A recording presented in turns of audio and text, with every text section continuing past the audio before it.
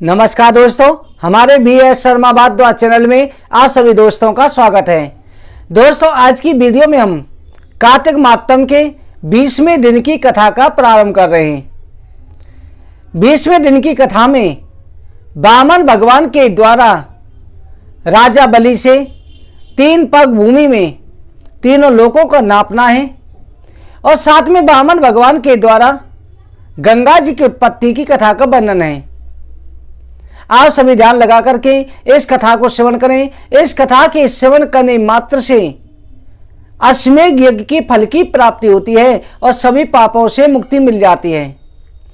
आप सभी अब भगवान नारायण का ध्यान करते हुए कथा का श्रवण करें। बोलो कार्तिक मातम की जय।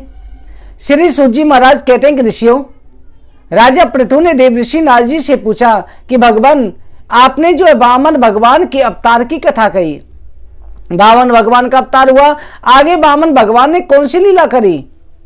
देवर्षि नारद जी कहते हैं कि राजन, वामन भगवान का जिस समय पर अवतार हुआ उस समय पर भाद्र शुक्ल पक्ष द्वादशी तिथि थी। दोपहर को 12 बजे वामन भगवान का जन्म हुआ।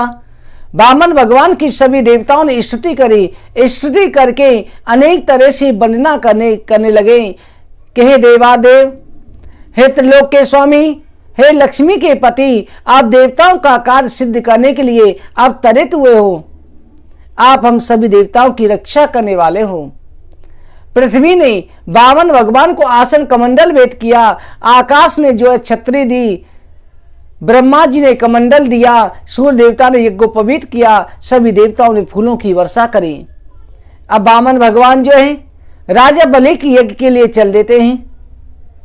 वामन भगवान जब यज्ञ में जा रहे हैं, राजा बलि की यज्ञ में कोई भी ब्राह्मण कुछ भी मांगता, वही कार्य उसके लिए सिद्ध हो जाता, उसे वही चीज वस्तु प्राप्त होती थी। कि राजा बलि ब्राह्मणों का परम भक्त बन गया था, क्योंकि ब्राह्मणों के आशीर्वाद से राजा बलि ने देवराज इंद्र पर विजय प्राप्त की थी।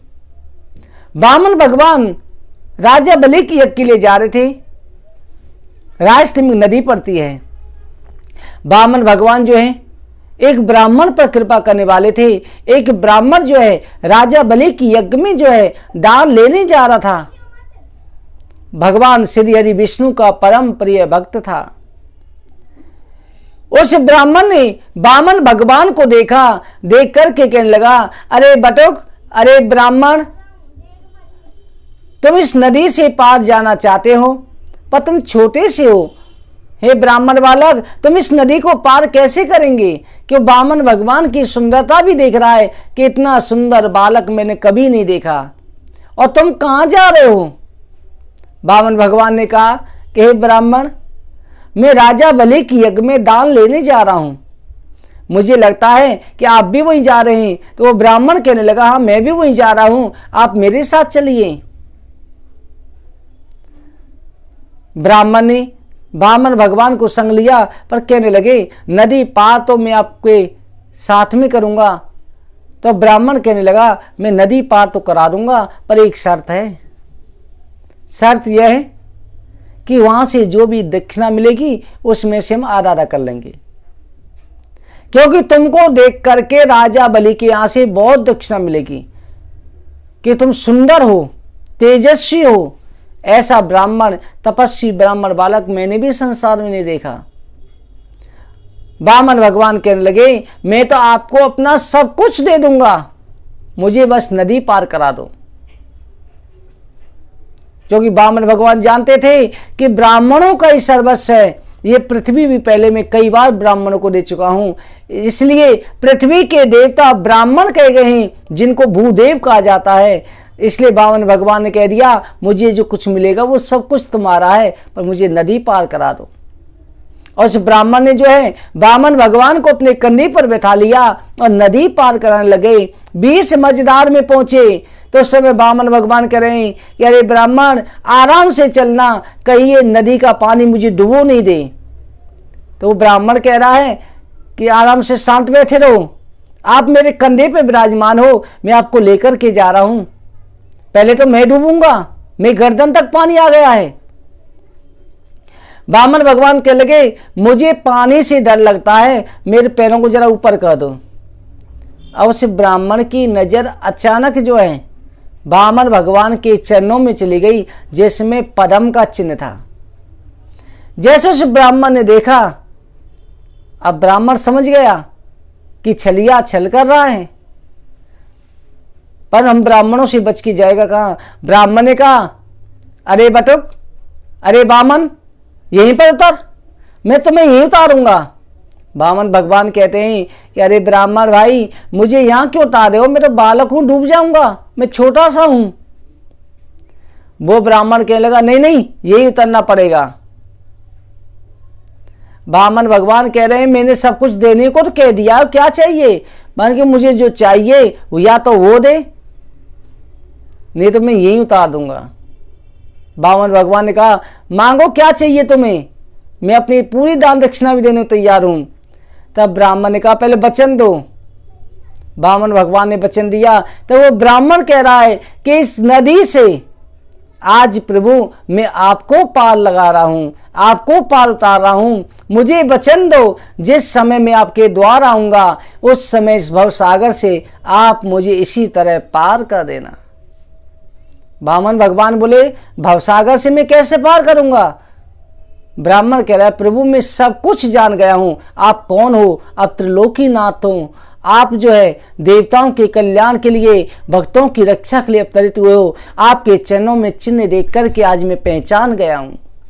बड़ी कृपा करी आपने मेरे ऊपर, जो आप मुझे इस निमित्त समझा, अपनी सेवा के लायक समझा। वामन भगवान ने अपने चतुर्भुज रूप में दर्शन दिया, कहा कि मैं तो ब्राह्मणों का दास हूं, मैं ब्राह्मणों का दास, ब्राह्मण मेरे मुकुटमणि। जो ब्राह्मण मेरे लिए पूरा जीवन बिता देते हैं, उन ब्राह्मणों के लिए मैं अपना बैकुंठ भी छोड़ देता हूं। उन ब्राह्मणों का श्री वस्त्र चिन्ह, चरण चिन्ह जो भृगु जी ने लात मारी, आज भी मैं अपनी छाती पर लगाए फिरता हूं, उसे मिटने नहीं देता। प्रत्येक अवतार में वो चिन्ह दिखाई देता है। वामन भगवान जो है उस ब्राह्मण को पार करके जो है राजा बलि की यज्ञशाला में पहुंचे। जैसे ही राजा बलि की यज्ञशाला में पहुंचे, राजा बलि ने सामने से देखा कि एक ब्राह्मण बालक चला रहा है। ऐसा लगता है कि मानो सामने से स्वयं यज्ञ पुरुष रूप धारण करके आ रहे हों। राजा बलि एकदम खड़ा हो गया। जितने भी सभा में संत ब्राह्मण बैठे थे सब एकदम खड़े हो गए और वामन भगवान का स्वागत करने लगे। वामन भगवान को सिंहासन बैठाया, उनके चरण धोए। आज मेरा यज्ञ सफल हो गया, आप जैसा ब्राह्मण मेरे द्वार पर आया। शुक्राचार्य जी ध्यान लगा के देख रहे हैं, इतना तेजस्वी ब्राह्मण बालक मैंने आज तक नहीं देखा। शुक्राचार्य जी ने ध्यान लगाया और कहने लगे, राजा बलि थोड़ा एक शांत, इधर एकांत में आ। राजा बलि को कहते हैं, राजन ये कोई ब्राह्मण बालक नहीं है, ये साक्षात विष्णु त्रिलोकीनाथ कश्यप अदिति के पुत्र बन करके तुम्हारा सर्वस्व छीनने आए हैं, देवताओं का कार्य सिद्ध करने आए हैं। इनकी बातों में मत आना, कुछ देना मत। राजा बलि कहने लगा, गुरुजी ये आपने बता करके बहुत अच्छा किया। जिस विष्णु को प्रसन्न करने के वास्ते ब्राह्मण दिन रात तपस्या करते हैं, यज्ञ करते हैं, उन्हीं विष्णु को प्रसन्न करने के वास्ते मैं भी ये यज्ञ कर रहा हूं। और जिन त्रिलोकीनाथ, तीनों लोकों के स्वामी अगर आज मेरे द्वार पर आ गए हैं तो ये मेरे ऊपर कृपा है। ऐसा अवसर में कहां चूकूंगा। तीन लोक के स्वामी मेरे दरबार पर भिखारी बन के आए और मैं एक साधारण सा उनका दाता बन जाऊं, ये बड़ा सौभाग्य है। शुक्राचार्य जी कहने लगे, विनाश काले विपरीत बुद्धि, अरे मूर्ख तेरी बुद्धि खराब हो गई है। राजा बलि ने कहा, गुरुजी बुद्धि खराब आपकी हो गई है, जो दान करने से रोकते हैं। जो दान करने से रोकता है वो प्राणी नरक का भागी होता है। तुम्हें तो दान करने के लिए कहना चाहिए कि पुत्र दान कर। गुरुजी आपकी बुद्धि को क्या गया है। शुक्राचार्य जी रूठ करके चले गए। राजा बलि ने, वामन भगवान ने कहा, प्रभु आपकी क्या आज्ञा, आपको क्या चाहिए। वामन भगवान ने कहा, राजन मुझे केवल 3 पग भूमि चाहिए, और वो भी अपने पैरों से।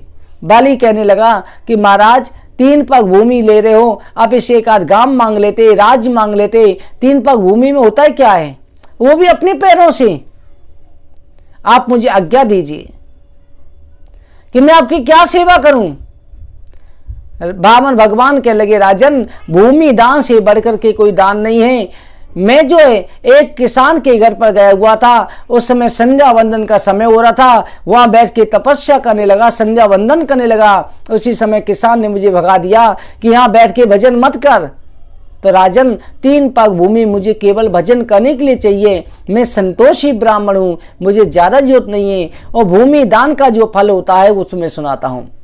एक सतयुग में भद्रमती नाम का मुनि ब्राह्मण था। उस ब्राह्मण के 6 पत्नियां थी और 2 से 40 लड़के थे। वो ब्राह्मण के पास में रहने के लिए और किस भूमि करने के लिए जमीन नहीं थी। वो सुघोष ब्राह्मण के पास गया और वहां जाकर के प्रार्थना करी। तो सुघोष ब्राह्मण ने सबके 5-5 कदम भूमि सबके लिए दी, जिससे उस भद्रमती ब्राह्मण का गुजारा होने लगा, जिससे सुघोष ब्राह्मण को वैकुंठ की प्राप्ति हुई थी।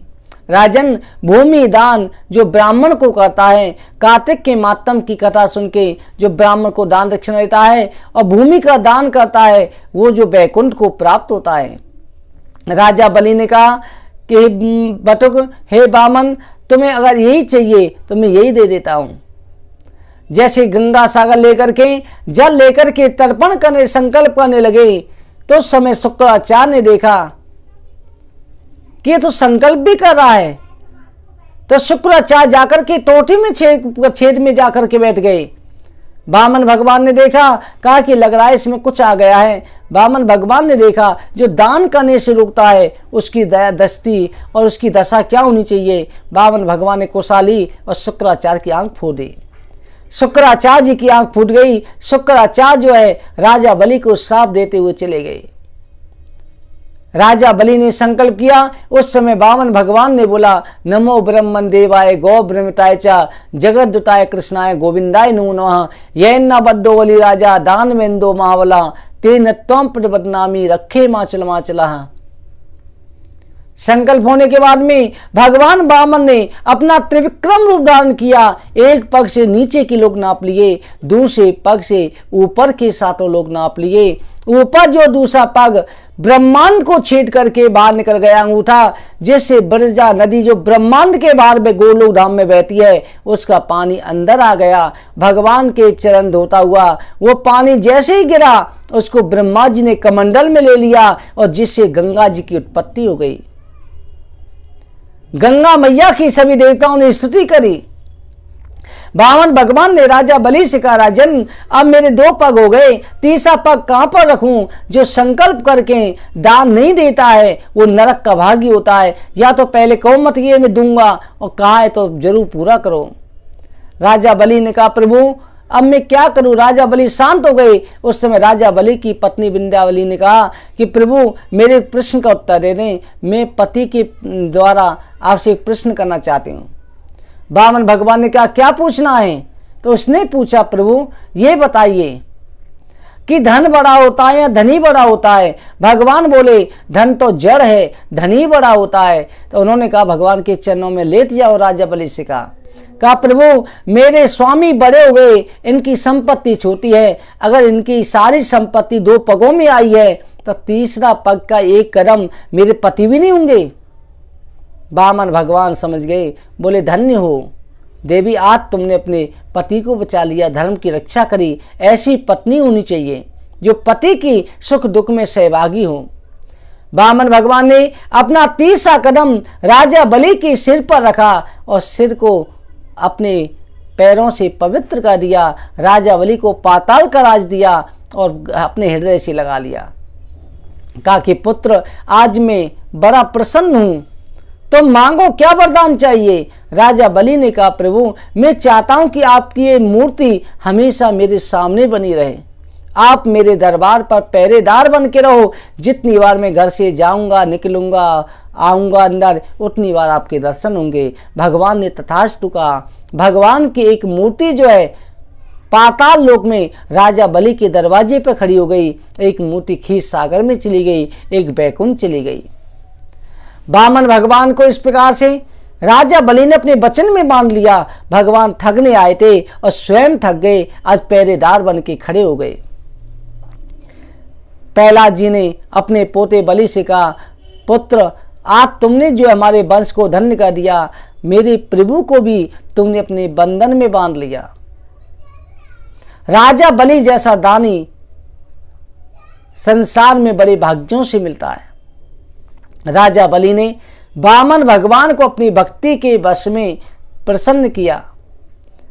देवताओं का कार्य सिद्ध करने के लिए वामन भगवान ने अवतार जरूर लिया, पर राजा बलि की भक्ति में बंध गए। राजा बलि पर भी कृपा हो गई। जो देवताओं पर कृपा नहीं हुई वो राजा बलि पर कृपा हुई। ऐसे भगवान श्री हरि की कृपा है। जो इस मातम को सुनता है उसे गंगा स्नान का फल प्राप्त होता है, उसके सारे पाप नष्ट हो जाते हैं, उसे भगवान के बैकुंठ लोक की प्राप्ति होती है।